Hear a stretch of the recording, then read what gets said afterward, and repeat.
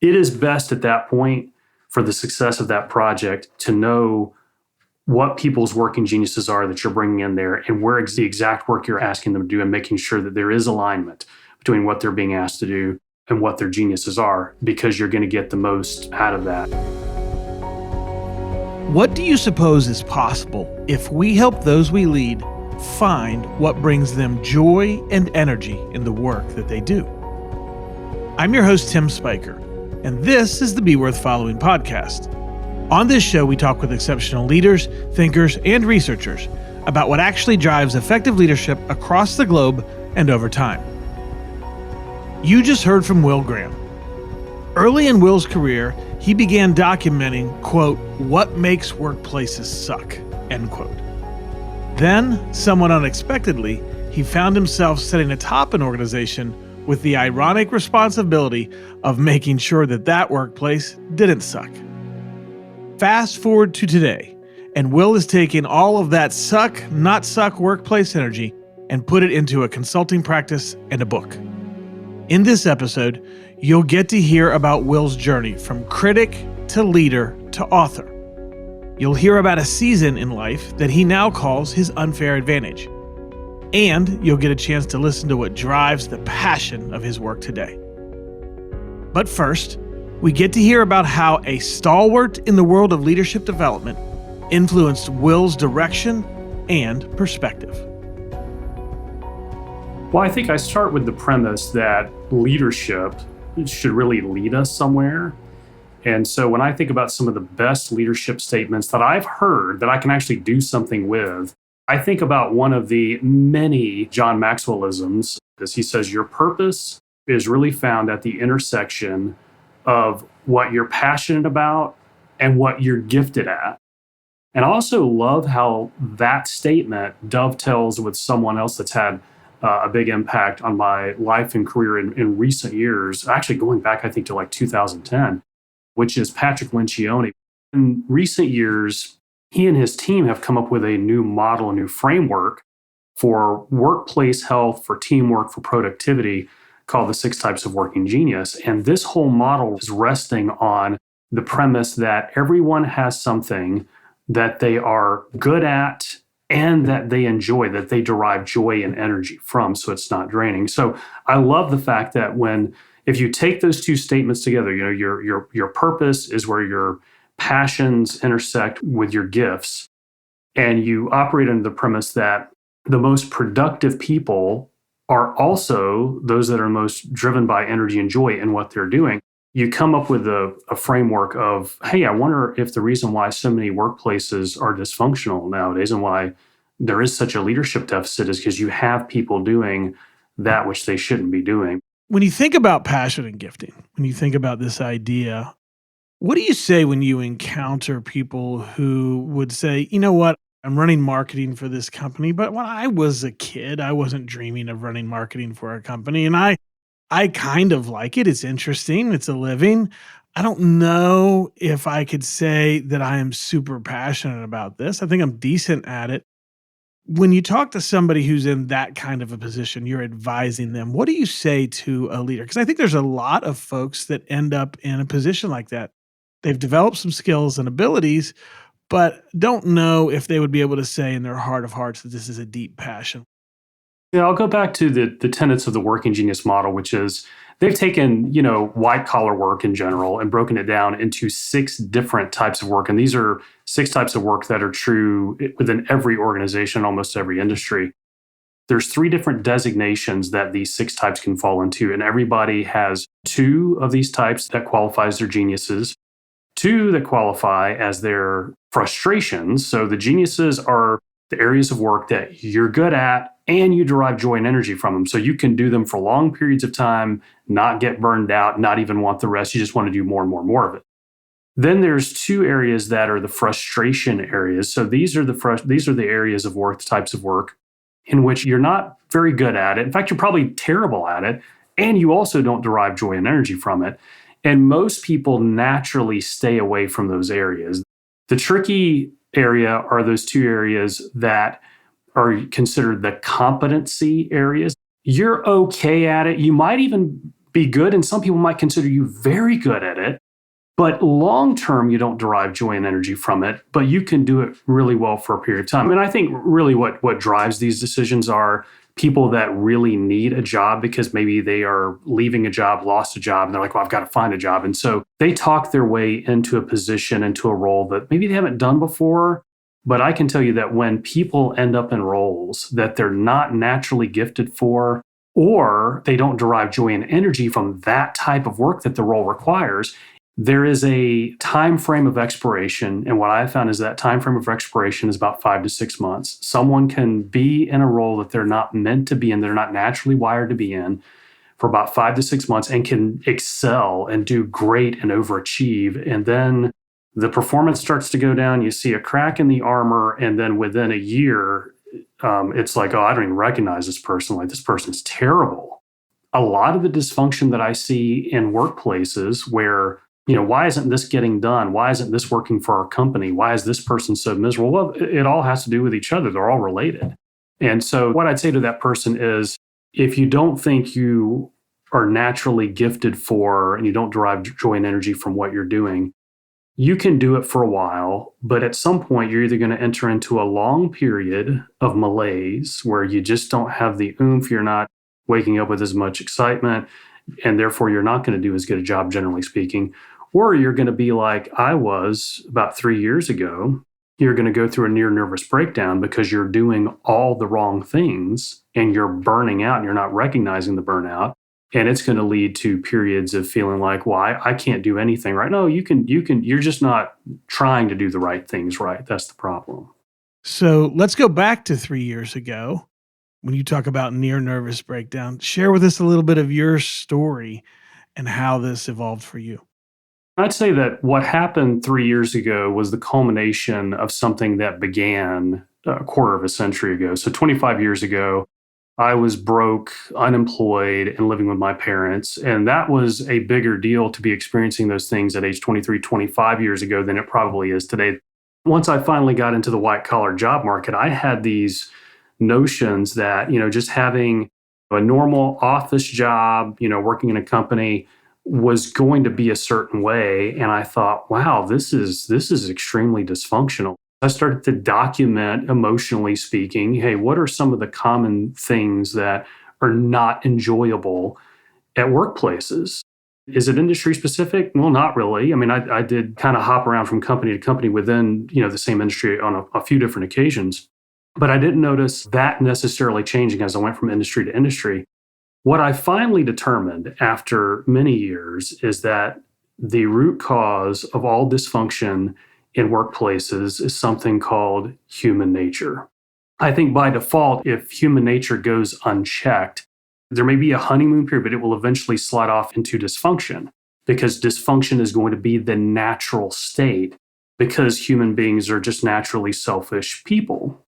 The one thing that kind of went unchecked throughout all these years leading up to 2022 was me just taking on everything that I could. Anytime I would propose to a company, my team and I are going to do this for you, very clearly laid out. We're going to come in and fix this, or we're going to build something. It naturally led into, hey, we really like what you're doing. We really enjoy working with you and with your team. And we're about to have an opening in this other area. So can you and your team come in and fill in that area? And so instead of me doing what I should have done, which is say no, instead I would say, that sounds like more money, or at least being able to keep the money I was getting from my monthly retainer. So yes, I will do that for you. And so that led me personally, and in some cases, team members, doing things like lots of things that we really had no business doing. I was stretched too thin. I was doing a lot of work that did not match my working genius areas. I did have that seminal moment where I'm coming out of the bathroom and have a litany of meetings and other tasks that I'm due that day. And I just decided, no, I'm not even going to leave my bedroom. I'm just going to lie down on my bed, grab my Fire TV stick remote and said, I'm watching Netflix and Amazon Prime all day. And which was completely unlike me. That was wow. Anybody that would have witnessed this, well, there's something wrong with him because he does not run away from work. Like he's always running to work to do more work. And then I thought, wait a minute, isn't the whole point of the working genius that you're supposed to be doing work that you are good at and that gives you joy and energy, not drains it from you? And as I'm asking myself this question, I'm thinking, you know what? I don't think I have my working geniuses right. Like, I know that when I took that assessment the first time, my answers were skewed based on what I thought would get me a contracted role with the company that I was really wanting to work with.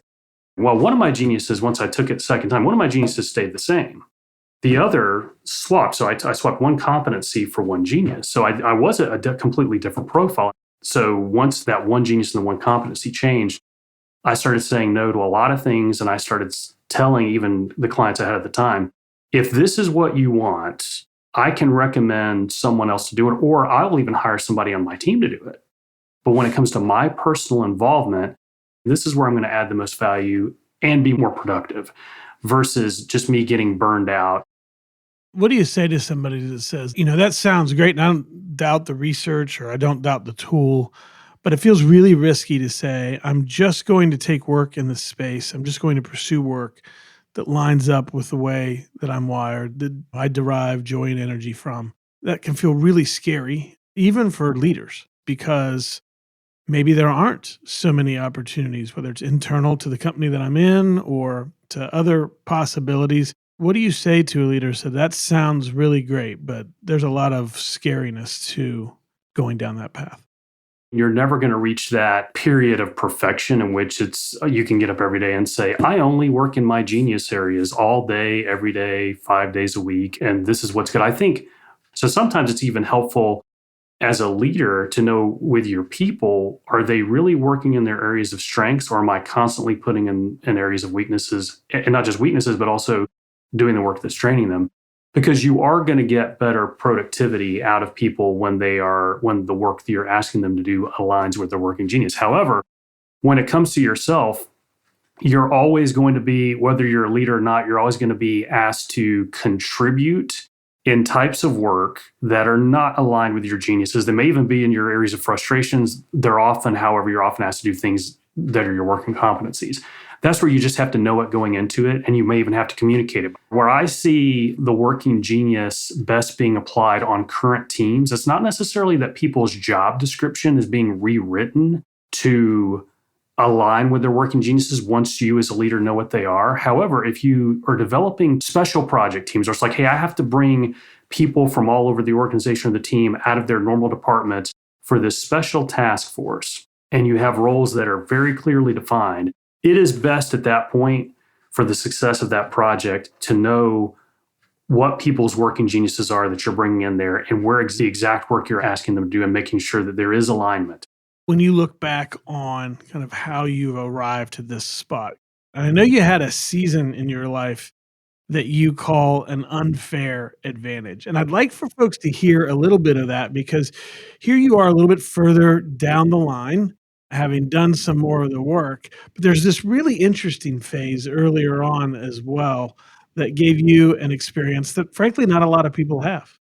I did hop around jobs a few times trying to find that perfect workplace, and then ended up with a nonprofit organization working in a very unique division of that organization, because it was a division that actually operated like a business, but legally the parent organization was still a nonprofit missions organization. So that gave me the insight into some, manufacturing, marketing, things that I probably would not have gotten anywhere else. Well, after that time was up, I ended up working it was the same sort of circle of people, kind of like it was the same people that this nonprofit was serving. I was working for a for-profit company that operated like a for-profit company in every way, shape, and form, serving the same kind of people, which is interesting. But after 3 months, I learned that the company was being sold, and the new parent company really took a liking. They liked my experience. They liked some of the things that I brought to the table, some of the results I was able to achieve. And so right after the sale of the company, probably 4 months, 5 months after that, I learned that the person that was the president of the company was leaving, and this was going to be quite a vacancy, and met with the new parent company, ended up having another sort of chain of command within that. So they asked me to lead it, and not just lead that company, but also be on the leadership team for the parent company. So I got to go to all of these, quarterly, semi-annual, annual meetings of these leaders within this larger organization. And that gave me insight into things like, employee engagement surveys. Like here I was the guy who for years constantly complained about dysfunctional workplaces. And now I was a leader of one that was about to get pretty dysfunctional, or at least I was able to learn more about so I see where this is going. There were more M&A acquisitions that took place. There were more private equity companies that came in kind of in succession and did some things with them. But again, my position within that company, which went from, hey, we need you to do everything, to now we need you to lead this. Again, it gave me insights into things. And it also didn't just give me new insights. It also gave me a glimpse into how things like human dynamics, teamwork, productivity play out at a larger level. When you see that happening in a smaller business, it's one thing, but then to see how it happens when there are 35 different companies making up a conglomerate and see how that takes place across an organization, you see what a huge impact work and the world of work has on teams and on individual people. But the one thing that's universal, all workplaces are by default dysfunctional. It's inevitable because of human nature. And so when you have the right leadership models, when you have the right teamwork models, productivity models in place, and you manage around those, you help overcome that natural dysfunction. Yeah, it's really interesting to think about it that way. Obviously, there are lots of folks who don't necessarily have that worldview. But if you have that perspective, or you're open to that perspective, one of the things that worldview says is essentially, what are you going to do about it? If things are going to devolve naturally, then the question is, what are the intentional things that you're going to do in order to help head that off? And that becomes a rather, to me and for those of us that work in leadership and culture, a rather interesting question. But it really begins with a more base perspective, and that's what you're talking about. I'm not just going to be reactive, but I'm going to be proactive and intentional, because I believe that this will end up in a bad place if we don't do something on purpose about it. Yeah, and I think what you just described there is the difference between leadership and management. So generally speaking, I mean, management is going to be like, okay, what have you given me to manage? Okay, let me go manage that. Whereas leadership has to be super intentional, has to be disruptive at times when it's called for. One of the distinctions I learned, even again, when I was in some of these key leadership roles and as I've consulted with some big companies and big sectors since then, you would not believe how many people in organizational leadership do not understand the difference between strategy and everything else. And I started to notice that in some of the companies I was asked to consult with, when they were going through some extremely unproductive periods in which there was a lot of like, hey, we got to get this done. I noticed with the leaders in these roles, there was always a misunderstanding as to what strategy really was. That strategy is determining what playing field you're going to play on and how you're going to win. It's that simple. It's not a 12-page document. It's not a 12-month plan. It's not any of these things. It is something that's super intentional, and it's something that's exclusive to all other options.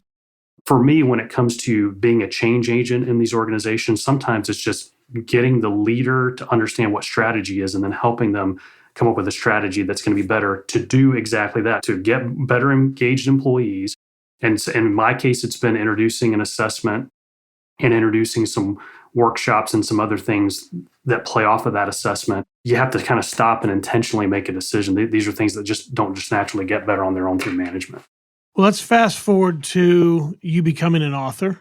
That brings us to the book, Make Work Better. Talk to us a little bit about who this book is for and what are a couple of the big ideas that you unpack in it. I did a ton of research for a client that I had for about 13 months. And I jokingly say this was the client that I had that, I'm not much of a drinker of alcohol, generally speaking, but it got to a point that before our weekly meetings, I would bring a glass of Cabernet with me to the meeting to drink before. Like it was the only way I could get through the meeting. But I ended up doing a lot of research on employee engagement. I was able to pull up a lot of just current stuff around the workplace, around hiring, around staffing. And then, of course, I married a lot of that to what I'd been practicing with the 6 Types of Working Genius. And after writing just a ton of articles, ghostwriting a ton of articles, I realized I think I've got the basis for a book. The cornerstone of this book, Make Work Better, really is the working genius being a solution to what is this workplace dysfunction crisis. Once I get deeper into the book, I bring out some of the other tools that I've used in my consulting through the years, which are purpose, strategy, alignment. We began this interview with me giving you John Maxwell's definition on how you find your purpose. Mm-hmm. And unfortunately, most of the work that organizations are doing are absolutely not in alignment with their company's or the project's purpose. So I get leaders and executive teams to peel back the layers of, okay, whether it's a company and its main initiatives or it's a specific initiative and a specific project, please tell me what the actual purpose is. And is that really the purpose? And then we look at the strategy and we're like, oh, well, I can tell you why this isn't working. Like, you have a very altruistic purpose, and yet your strategy, it just doesn't match like what your purpose or what your audience is going to be. But then once you get past that, you have things like communication, tactics, and everything else.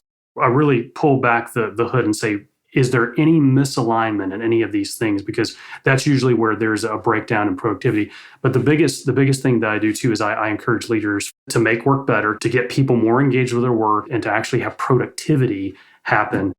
But now, interestingly enough, so this book, as I was doing my research, again, I had a lot of research that was already pre-done because of some client work that I did, but I also threw a lot of my own stories and original research in it. Well, one day I am reading my email on my iPhone, and there's a guy whose email list I was subscribed to.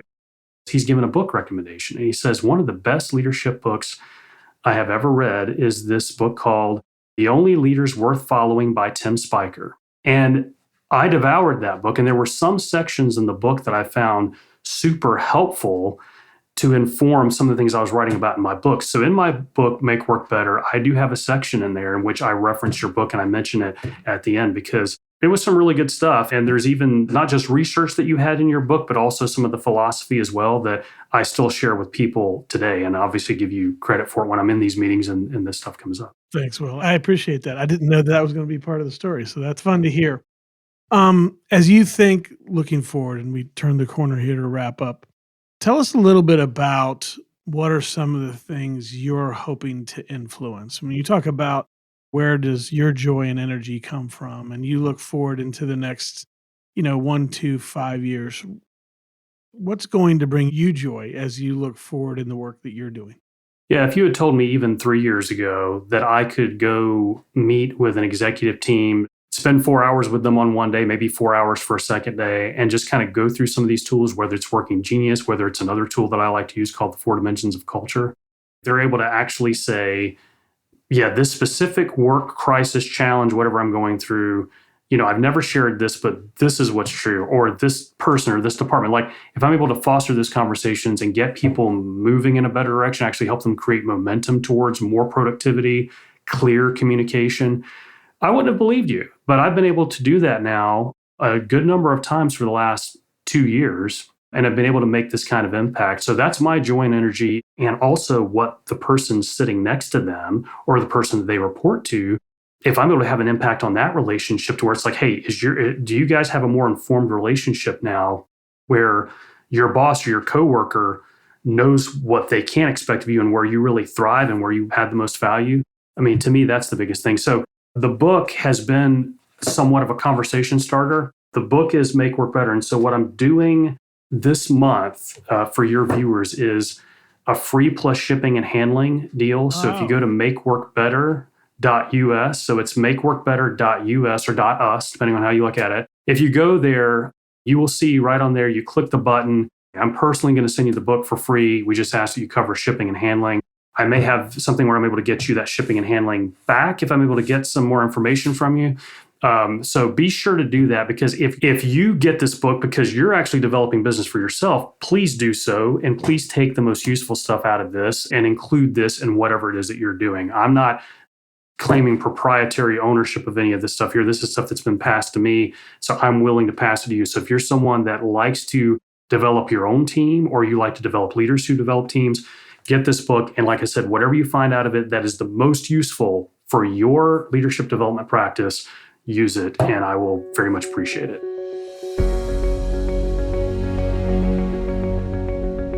What a generous offer Will Graham has given us to have a copy of Make Work Better just with shipping. So I thank him for that, and glad that we got a chance to unpack his story and learn a little bit from him. A couple of things that I want us to take a moment on as we wrap up today.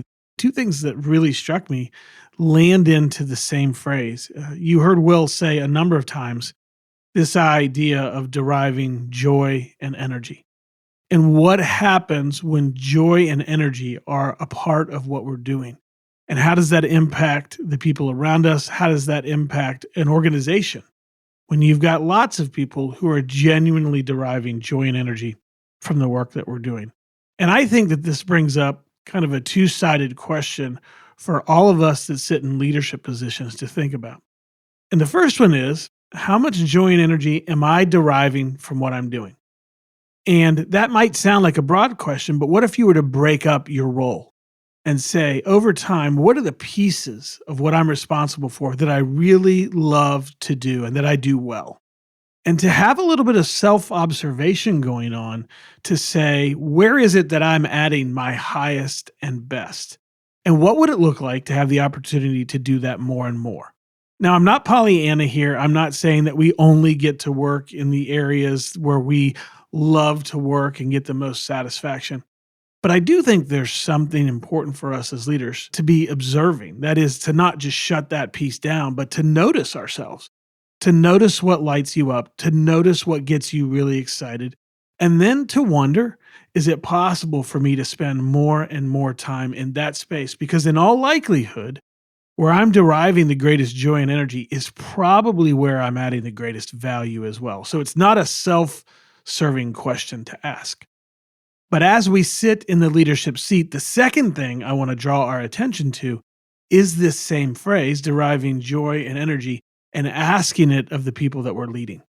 Where are the spaces and places, where are the roles where they derive the most joy and energy? Because in all likelihood, just like with you, that's where they will be creating the greatest value as well. And are we in an intentional, proactive conversation with the people that we are leading about where they derive the greatest joy and energy? Are we asking them to be on the lookout for that as well? And some of you might think that that's scary because you might say to yourself, I don't know if we're going to be able to come up with more and more opportunities for that, depending on what they might come back to me with. And what I want to encourage you in that is just to have some courage. It may not work out perfectly, but for us as leaders to be fully who we are called to be, I think we want to invite people into observing themselves to understand where they're getting greatest joy and energy from. We don't want to say, oh no, what if it doesn't work out? I think we want to lean more into the possibility than the fear on that. So that leads me to the question I want to leave you with today, and that is this. As a leader, are you intentionally having conversations with the people you are leading about what creates joy and energy for them in the workplace? This is Tim Spiker, reminding you to be worth following and to follow us wherever you receive your podcasts. If you've heard something valuable today, please share our podcast with your friends, family, and colleagues. And if you're up for it, leave us a 5-star review. Thanks for listening.